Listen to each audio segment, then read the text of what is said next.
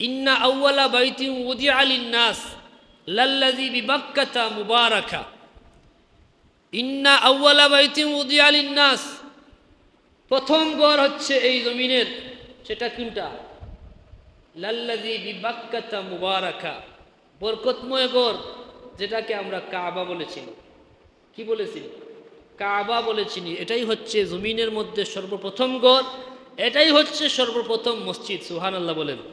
রাসূলুল্লাহ সাল্লাল্লাহু আলাইহি ওয়াসাল্লামের সাহাবী হযরতে আবু যর রাদিয়াল্লাহু তাআলা আনহু তিনি ইরশাদ করেন যে আমি রাসূল পাক সাল্লাল্লাহু আলাইহি ওয়াসাল্লামের কাছে আরজ করেছিলাম যে ইয়া রাসূলুল্লাহ সাল্লাল্লাহু আলাইহি ওয়াসাল্লাম আইয়ু মসজিদিন উদিয়া আউওয়ালা, ওগো আল্লাহর হাবিব রাহমাতুল আলামিন সাল্লাল্লাহু আলাইহি ওয়াসাল্লাম, সর্বপ্রথম কোন মসজিদটি নির্মিত হয়েছে?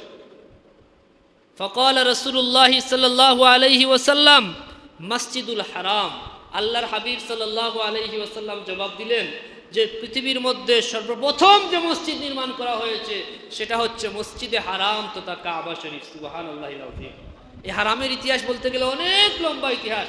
কিভাবে আল্লাহ পাক একটা মুক্তা সৃষ্টি করলেন, সেই মুক্তা থেকে কিভাবে পানি বের হলো, অনেক লম্বা ইতিহাস, সেই দিকে আমি যাচ্ছি না। তাইলে আমরা জানলাম রাসূল পাক সাল্লাল্লাহু আলাইহি ওয়াসাল্লামের হাদিস মুবারক এবং আল্লাহর কুরআন থেকে আমরা জানলাম যে এই পৃথিবীর মধ্যে সর্বপ্রথম ঘর এবং সর্বপ্রথম মসজিদ হচ্ছে মসজিদে হারাম তথা কাবা শরীফ। সুবহানাল্লাহিল আযীম।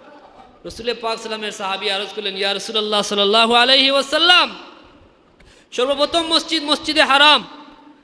অতঃপর তিনি বললেন সুম্মা আইয়ুন ইয়া রাসূলুল্লাহ, অতঃপর কোন মসজিদকে আল্লাহ পাক নির্মাণ করেছেন? আল্লাহর হাবিব রাহমাতুল্লিল আলামিন সাল্লাল্লাহু আলাইহি ওয়াসাল্লাম জবাব দিলেন ফাকালা আল মসজিদুল আকসা, মসজিদে হারামের পরে যে মসজিদটা এই পৃথিবীতে নির্মাণ করা হয়েছে সেটা হচ্ছে মসজিদে আকসা। সুবহানাল্লাহিল আযীম। দুই মসজিদ নির্মাণের মধ্যবর্তী সময় কতটুকু অতিবাহিত হয়েছে? আল্লাহর হাবিব সাল্লাল্লাহু আলাইহি ওয়াসাল্লামের সাহাবী আরজ করলেন ইয়া রাসূলুল্লাহ কাম বাইনাহুমা, এই দুইটার মধ্যবর্তী সময় কতটুক? রাসূলুল্লাহ সাল্লাল্লাহু আলাইহি ওয়াসাল্লাম জবাব দিলেন আরবাউনা আমা, 40 বছর। সুবহানাল্লাহিল আযীম।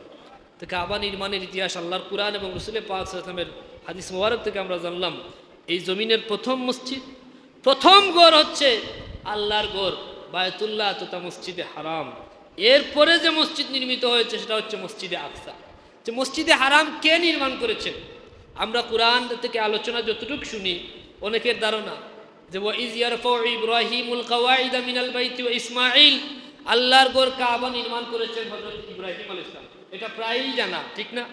কিন্তু এটা সঠিক ইতিহাস হচ্ছে সর্বপ্রথম আল্লাহর ঘর নির্মাণ করেছেন ফেরেশতা দিয়ে আল্লাহ নির্মাণ করিয়েছেন। সুবহানাল্লাহিল আযীম। এরপরে যিনি সংস্কার করেছেন তিনি হলেন আমাদের আদি পিতা হযরতে আদম সফিউল্লাহ। সুবহানাল্লাহ বলবেন না?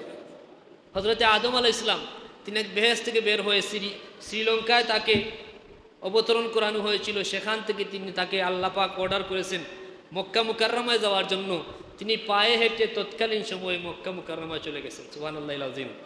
তো সর্বপ্রথম কাবা নির্মাণ করেছেন ফেরেশতারা, তারপর হযরতে আদম সফিউল্লাহ, এক বর্ণনায় এসেছে তারপরে হযরতে ইব্রাহিম খলিলুল্লাহ।